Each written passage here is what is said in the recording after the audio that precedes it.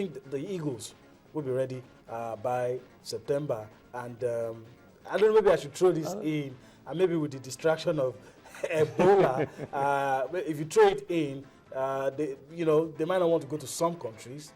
Maybe that's the professionals. Then the fact that some of them, some of the players we think are our best players, not really finding it easy in Europe. How do you link all of that to what will happen in September when we take to the field? Yeah, I mean, I think it's not all about our players actually doing well for their respective clubs from our own point of view. I think it all depends on their commitment to national duty, their patriotic they are. You look at the Desert Foxes of Algerian team, and most of them, you can't actually boast of star-studded players in their fold. But of course, they went to the World Cup and of course proved to everyone that they can actually compete at the highest level, which is good. As for the coach, the Keshi, and of course how prepared the Eagles are, you also look at the fact that most of the time, even the players who actually perform very well for the Super Eagles in recent times are players who are not actually playing for big clubs, which Keshi has been able to actually do. I remember the days of West Ham, when West Ham was still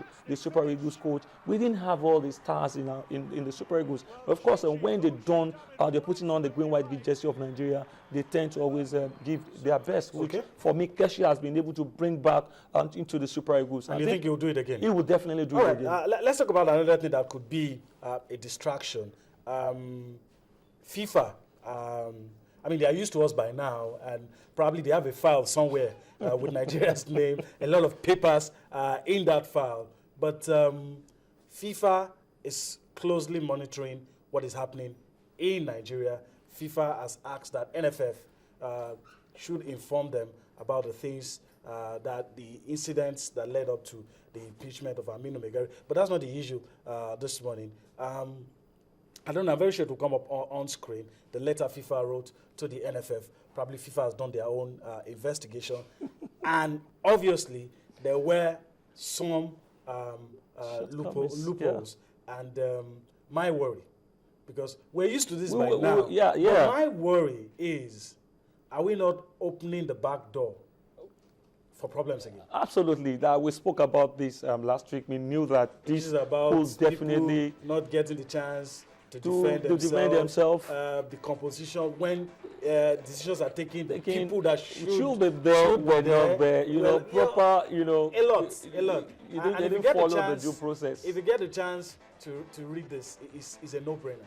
And some of the things currently going on in the glass house probably should stop. There should be a redirection, or the big hammer may just be coming down soon. I think it's an issue that we know that we knew that it will continue till probably the election will be going down, because you don't expect Aminu Megari to actually just lie low after he was impeached. In the said letter, FIFA said that since the ban was lifted, they thought that the issue has been resolved.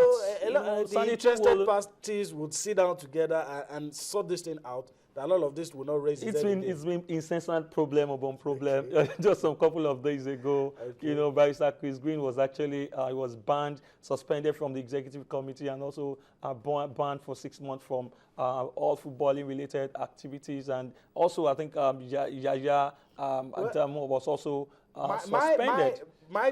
From where I stand, and this has always been my perspective, I'm not concerned about the individuals.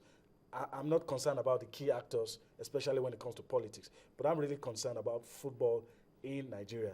Now, all the free FIFA windows that we play friendly matches, I mean, it is when you are settled that you can organize friendly matches. Of course. And, all our national teams will not get the kind of support that we've been boasting about. Yeah, I mean, we hope that by August 26, when the election will go down. If it takes place.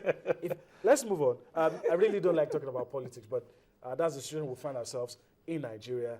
And hopefully, the key actors will do the right thing in the interest of Nigeria. People will come together and, just see how things can move forward. Okay, let's talk about the FIFA Under-20 Women's World Cup. Wasn't a good start for Nigeria. Let's make to you the results. Matches played yesterday. Because of the time difference, when I say yesterday, it might mean 2 days ago, 2 days ago. For some people. But as far as I'm concerned, yesterday. Okay, these are the results from Group C. Mexico played a 1-1 draw with Nigeria. Nigeria actually forcing Mexico to a 1-1 draw. England played a 1-1 draw with South Korea. And this is good. Very good. This is good. Leaves the group open. Then France, you need to be scared. Yeah, they've got the best result of the 5-1 victory over Costa Rica. Absolutely. New Zealand 2-0 victory over Paraguay. Okay. All right. Let's look at the matches that we played today. Our West African neighbors, Ghana, will be involved today. Well, that's it on your screen. Ghana will be playing North Korea. Germany will be playing China. That's in Group A. Yeah. Group of death, some have called it. Yeah. And of course, Canada takes on Finland. United States take on Brazil. Interesting matches, Kunle. Yeah, interesting games. I'll actually be looking forward to the game involving the Ghanaian under-17 team who will be taking on Korea DPL. They actually surprised many by beating Canada in their first game by Olongo, which will put them in a pole position towards making it into the next round. Also, the game involving the US team and the Brazilians. Let's also forget the Germans they have to beat China to actually progress, because they actually defeated the defending champion United States of America by 2 goals to nothing. And, it promises to be a very tough encounters. Well, in spite of the fact that you were looking, it's not the fact that you were commenting about other countries. I know this is where your mind is. Absolutely. If we don't get it right, we'll probably be saying goodbye. England take on Mexico. South Korea will take on Nigeria. New Zealand take on France. Paraguay take on Costa Rica. The Falconets have promised that they would re-strategize. Coach Peter the Devil says it will look at all departments. And one thing he said that's interesting, it's not about having possession. It's about, converting your chances. We can all agree that the team creates chances. We can all agree. Yeah. But they seem not to be converting them. Yeah, they seem not to be converting their chances. That was with their greatest doing in that game against Mexico. After, Peter Didibu said so much about, how they were going to beat the Mexicans convincing. We hope that they've actually put that draw behind them and, of course, concentrate on their next game slated for tomorrow against Korea Republic. Both teams really have a very good chance of qualifying. And I hope it will be very disappointing if I hope they will not make me buy a calculator. I don't like buying calculators. Absolutely. So win your game. Forget about I'm going to play France or this or that, or if I qualify second, or if I do this. Win your game. There's no law against that. Absolutely. Once you win your game, your destiny is in your hands. Is in your own hands. And so we wish the Falconets all the best. And hopefully when next we come here, we'll be talking about a victory for the Falconets and progress to the next round of the competition. All right, Kunle, let's talk about this guy, Luis Suarez. Always in the news, sometimes for the right reasons, sometimes not for the right reasons. Well, he has, he's in Switzerland as we speak, at the Court of Arbitration for Sports, where his appeal will be heard today. His appeal against a 4-month ban for club football and a 9-match ban for international matches.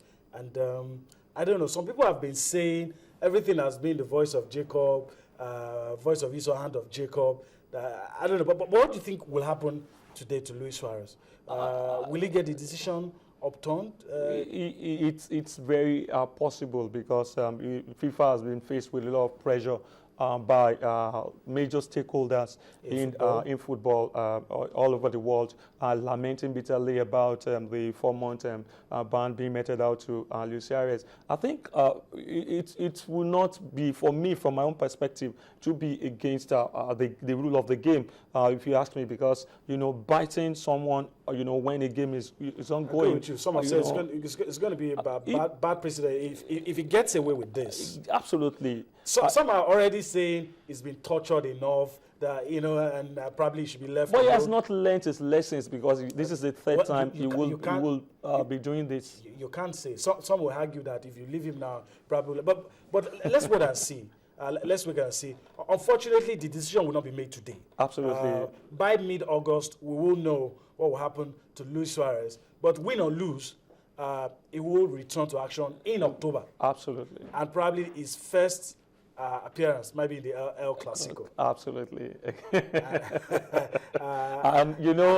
pressure, the antipathy that exists between the two clubs. He will grab the headlines for the right reasons or for the wrong reasons. Absolutely. Luis Suarez is a headliner any day, any time. But whether it's going to be for the right reason or for the wrong reason, I don't know. But we'll wait to see. The appeal will be heard today. He has already arrived in court, as you just saw. We'll see what happens. Well, let's talk about another great player, Kunle Landon Donovan, all-time leading goal scorer for the United States. Poster boy. If you want to talk about United States football, you can't do that without mentioning Landon Donovan. And he is known across the world as a footballer. And he's brought attention to the United States. He's been at 3 or 4 World Cups. Absolutely. And he narrowly missed this one. And I think he's still suffering from the hangover. He says after this MLS season, he's calling it quits with football. I think it's a very good decision for Landon Donovan.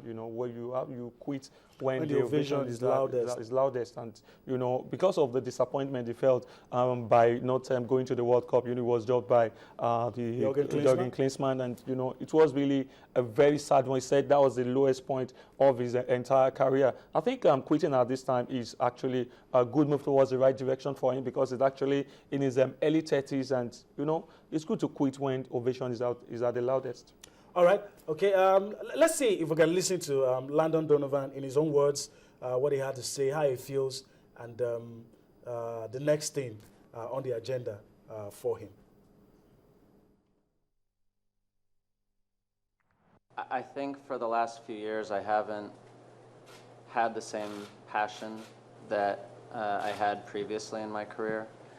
And to some extent, I had felt obligated to keep playing.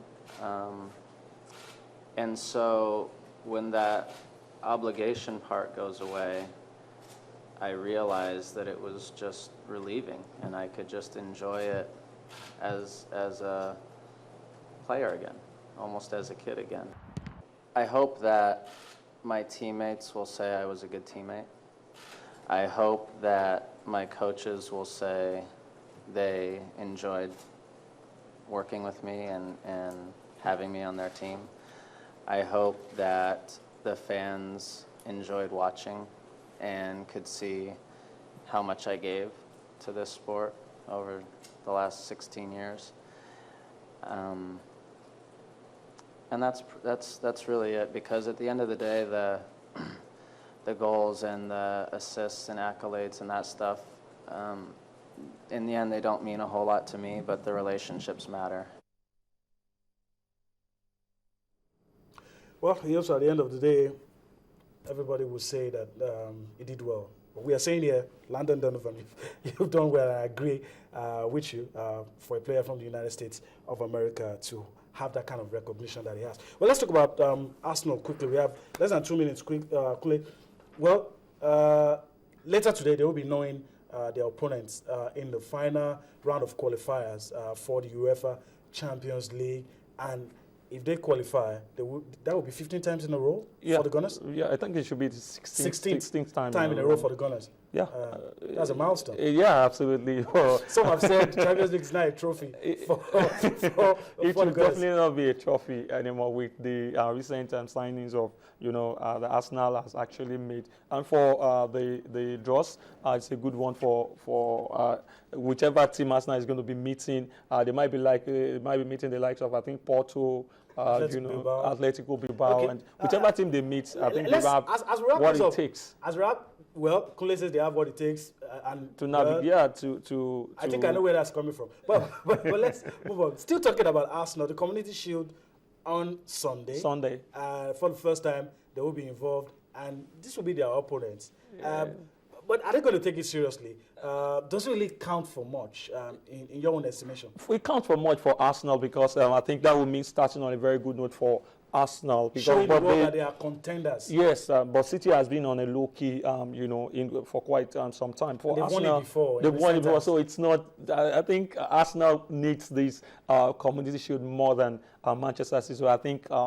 If you ask for my opinion, I think Arsenal, with the new acquisitions they've made, they should be able to get a win on Sunday. All right, okay. So that's Kunle's verdict. He says Arsenal have a better motivation to win the Community Shield.